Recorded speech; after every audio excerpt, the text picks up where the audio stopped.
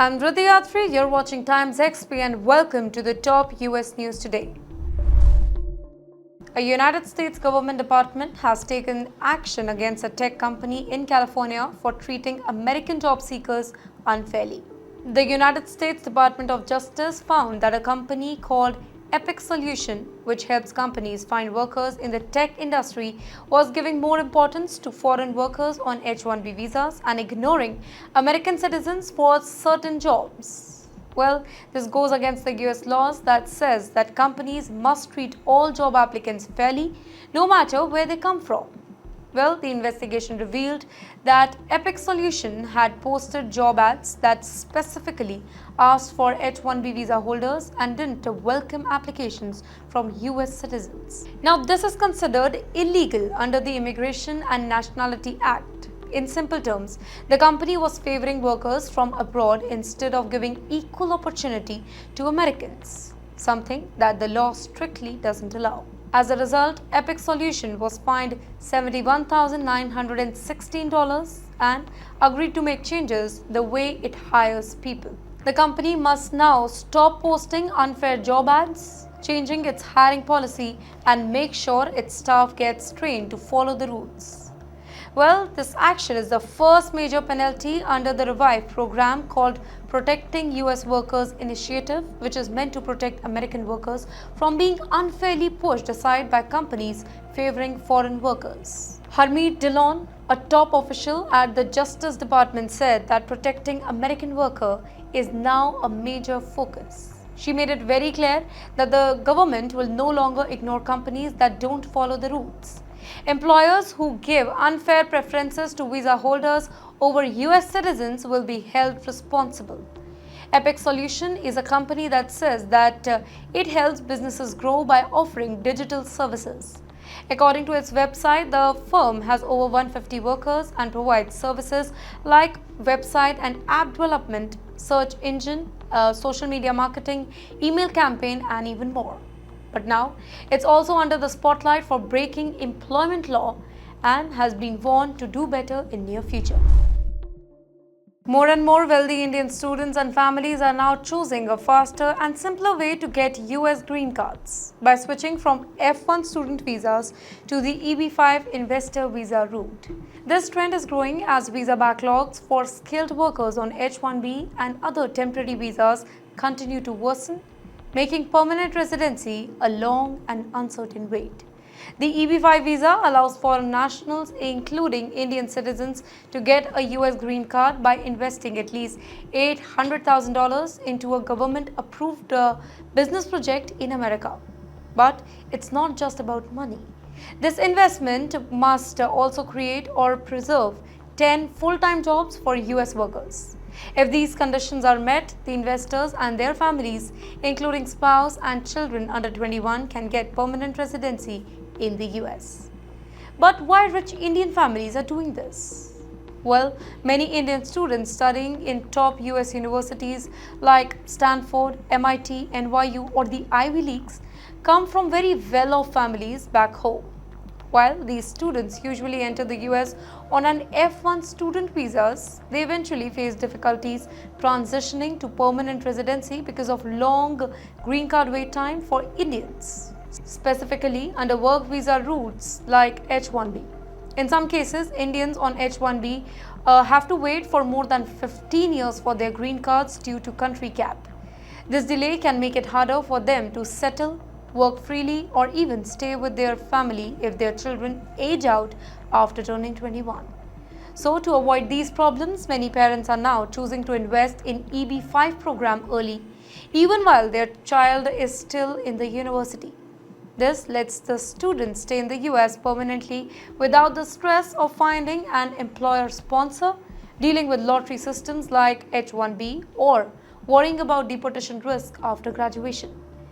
There is a rise in EB5, by the way, and that too via Indians. According to recent data from the US immigration system, over 1,200 Indian applicants filed EB5 petition under reserved category, like rural or high unemployment areas, in just first 4 months of fiscal year 2025. That's more than any other country in that same time period, showing just how rapidly Indian interest in EB-5 is rising. In fact, Indian citizens are now the second largest group of EB-5 applicants globally, just behind China. Well, this rise was also helped by changes in the EB-5 law in 2022, which introduced visa set-asides for certain categories like rural projects and made it easier for investors to file adjustment of status applications from within the US, including students on F1 visas. So, what is the new fast track to green card? Well, in the end, I would like to say that for wealthy Indian families who can afford it, the EB-5 route is becoming a fast track to living and working permanently in America.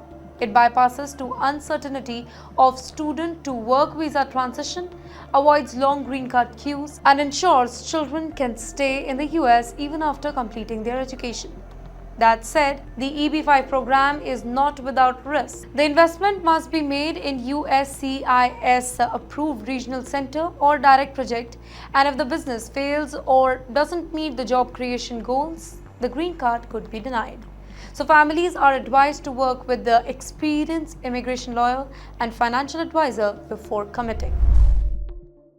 India is currently standing out in the world economy, growing faster than countries like China, the United States, Germany, and the European Union. Even though global growth is slowing down, India's economy is expected to grow by 6.3% in the financial year 2026, and this is according to the World Bank. Well, there's slightly less than what was expected earlier, but it still makes India the fastest growing economy in the world.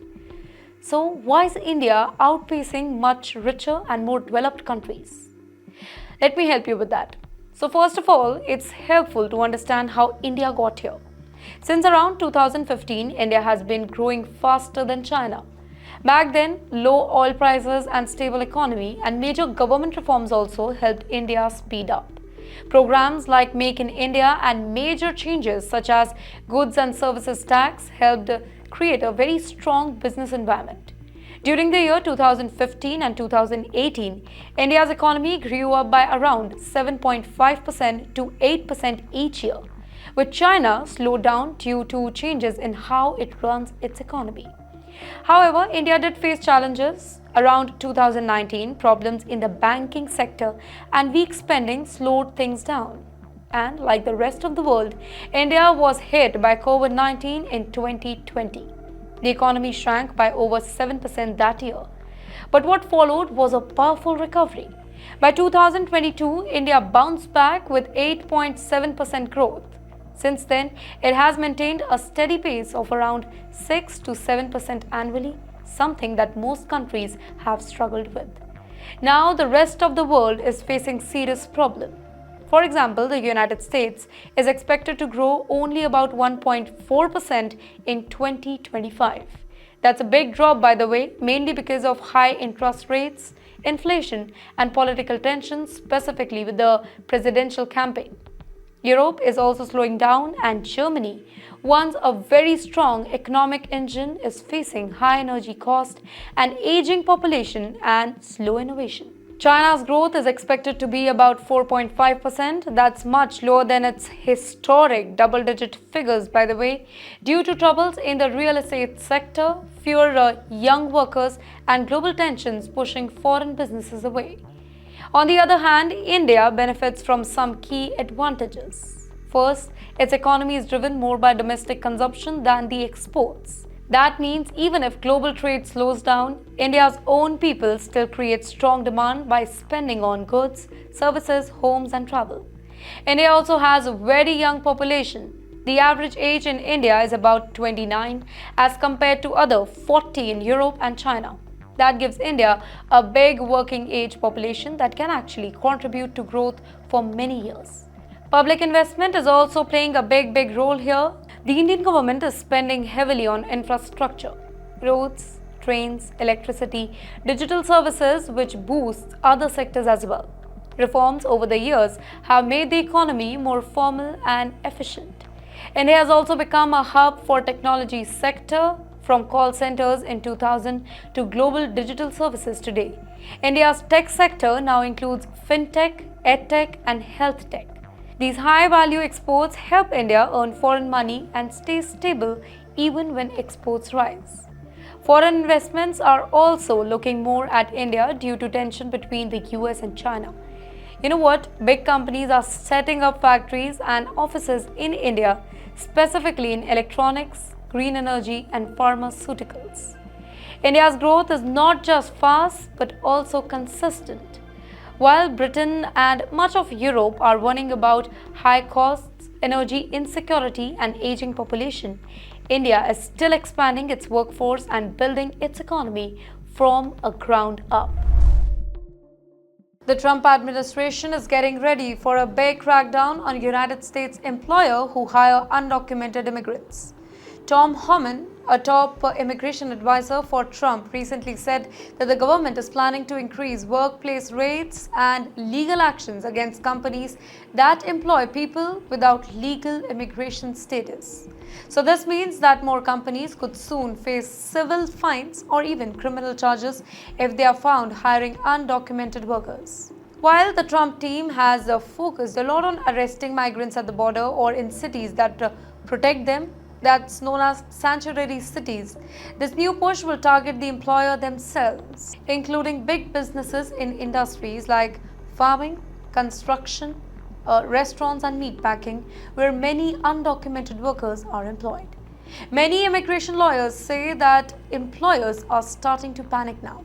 Some companies, specifically in places like Los Angeles, are calling lawyers to find out how to avoid getting in trouble, even if they don't think that they are doing anything illegal. Now, these employers are worried about losing parts of their workforce or being hit with large fines. In fact, some major companies are now warning investors about the risks. Let me give an example.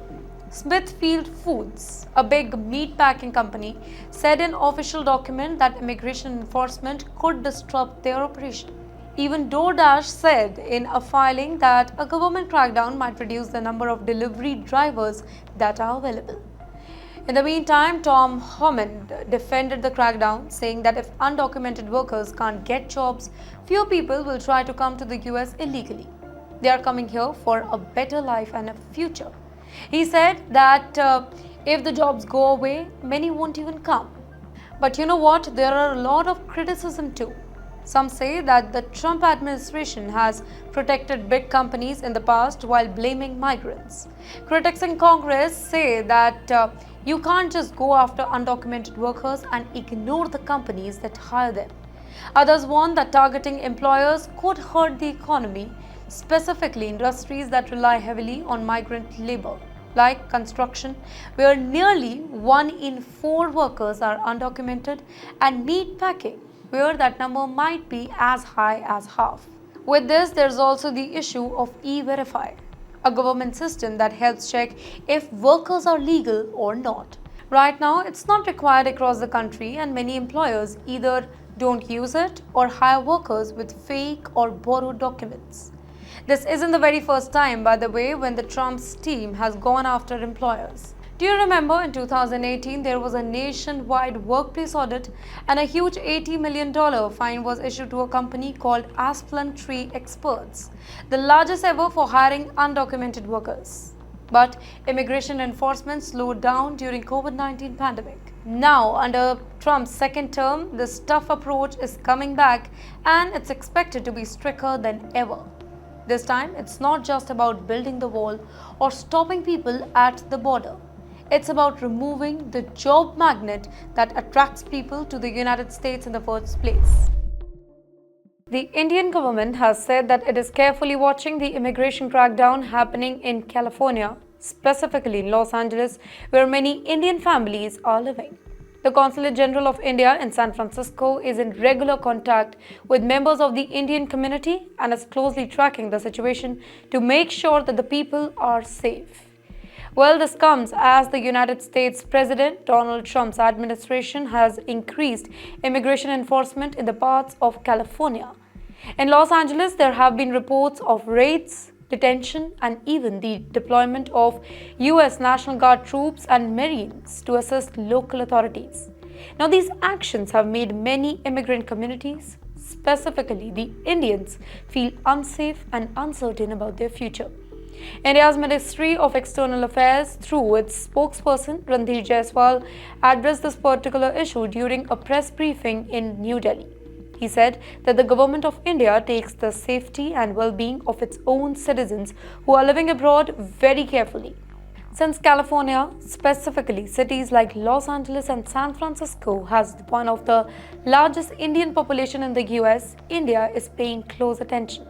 The Indian consulate in San Francisco has urged all the Indian nationals who are living in or around Los Angeles to be very cautious and take any steps necessary to protect themselves and their families as well.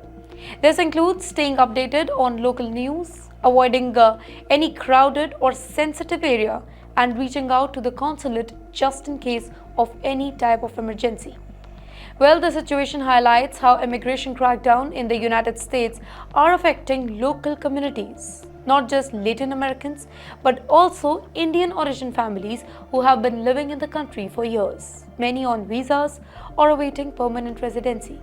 California is home to hundreds of thousands of Indian origin residents, many of whom are working in tech, healthcare, education, and have small businesses. The current situation in Los Angeles has created fear and confusion, particularly among Indian students, H-1B visa holders, and undocumented migrants as well.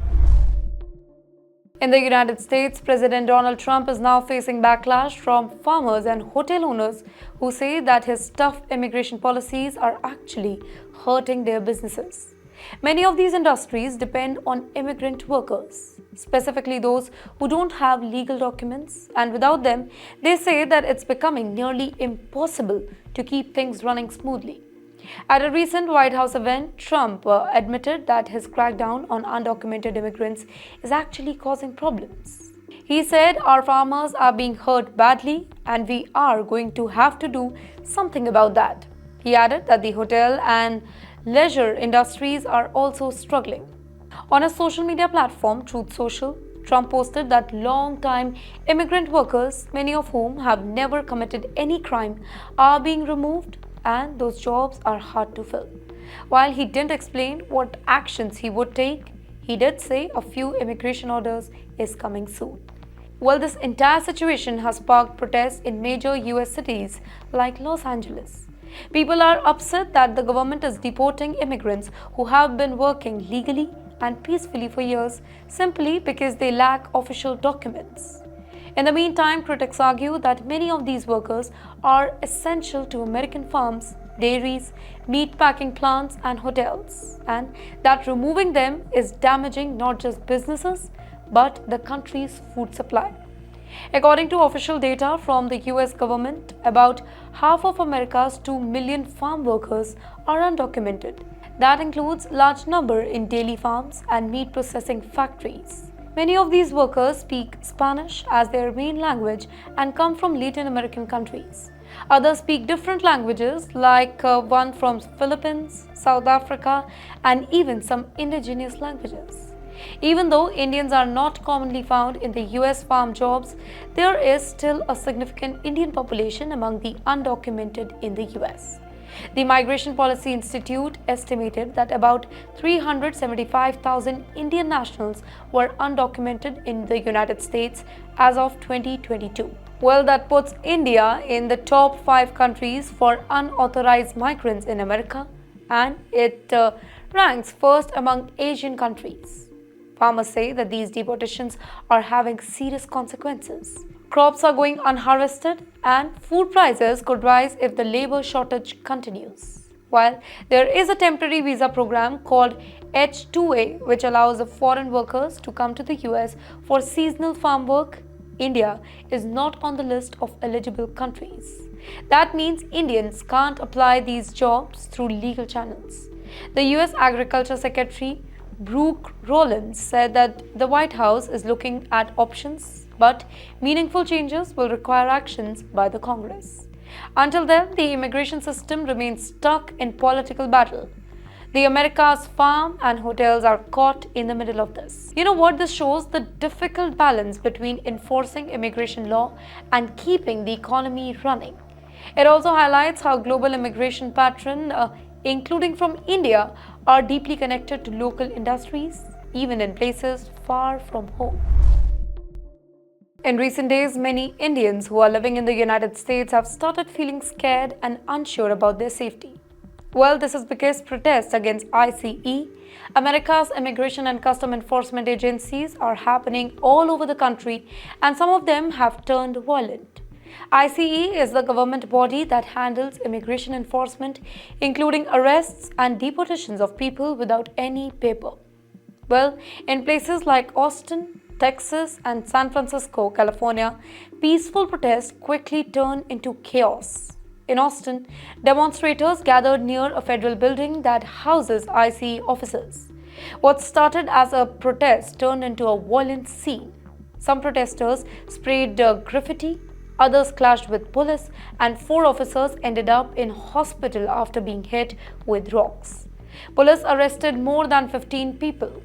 The situation got so serious that Texas Governor Greg Abbott called in the National Guard to help control the unrest. However, let me tell you, not all local officials agreed to this. The mayor of San Antonio, for example, said that he didn't ask for any troops and wasn't informed in advance. In San Francisco, over the weekend, hundreds of people gathered to protest outside another ICE office. Things got out of hand and police arrested more than 150 people. 2 days later, another protest took place near the San Francisco Immigration Court, where protesters again clashed with the authorities and more arrests were made. Across the country, police have used pepper balls to break up large crowds and declared the protest unlawful assemblies, meaning that people could be taken into custody just for being there. Well, this has made many Indian immigrants feel nervous. While most of the protesters are American citizens or legal residents, others are international students or visa holders. And they fear getting caught up in the situation could affect their immigration status. For example, an IT professional named Anil Krishna from Hyderabad, India, now living in Dallas, said that he temporarily moved his family out of the city. He said that I have a newborn child. I can't take any risk, so I have taken a work from home option and shifted to a friend's home in Denver. A student in Chicago shared that while many classmates are preparing signs to join the protest, he is choosing to stay away. He said that if I get arrested or my name gets on the list, it could affect my student visa or my SEVIS record. SEVIS is an official US system that tracks international students. Any trouble with it can actually lead to losing one's visa or even deportation. ICE has made it very clear on social media that anybody damaging federal property will be punished to the fullest extent of the law. Though some local leaders have promised to protect all the residents, regardless of immigration status, the fear remains. Many immigrants, specifically Indians who are on H-1B visas, student visas or undocumented, worry that even being near a protest can put them at risk of being arrested or deported. The United States government has announced that over 500,000 immigrants from Cuba, Haiti, Nicaragua and Venezuela may now be told to leave the country. Well, these people were earlier allowed to stay in the US temporarily through a program called humanitarian parole, which was expanded by President Joe Biden during his time in the office. Now that particular permission has been cancelled under US President Donald Trump's new order, and many immigrants will soon receive emails telling them that they must return to their home countries. Well, this change was announced by Department of Homeland Security, which said that these migrants had been given 2 years stay in the US under Biden's policy. They were allowed to live and work in the country temporarily due to unsafe conditions back home, such as violence, poverty, or political unrest. The Biden administration said that this policy had helped reduce illegal border crossing from these countries by up to 98% because it gave people anyway a safer and legal option to enter the US. But Trump's team believes that the program was badly managed and allowed the people to misuse the system. It's still unclear though that how many of these 531,000 people will now be forced to leave.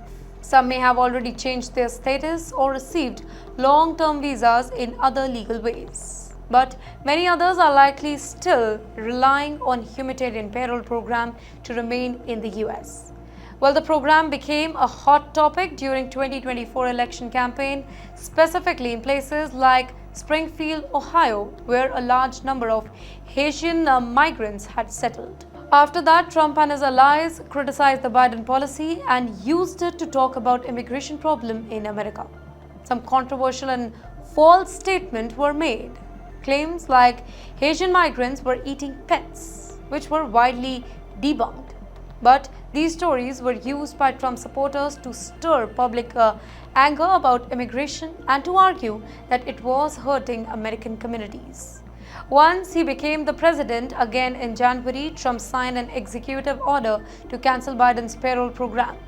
The US Supreme Court supported this cancellation in May, allowing Trump's decision to go ahead while a legal case continues in lower courts. Now, to soften the impact, the DHS said that it will bring help and even $1,000 bonus to any immigrant who voluntarily leaves the US before being forced to do so. This is seen as a way to reduce mass deportations and encourage people to leave without legal fights or arrest. So in simple terms, this is a huge shift in immigration policy in the US. It affects hundreds of thousands of people who come here legally but temporarily and now face uncertainty about their future. Many of them have jobs, homes, families in the US but may now be expected to pack up and leave. The situation is likely to continue developing in court and politics in coming months. That's it for today. Stay tuned for more such updates.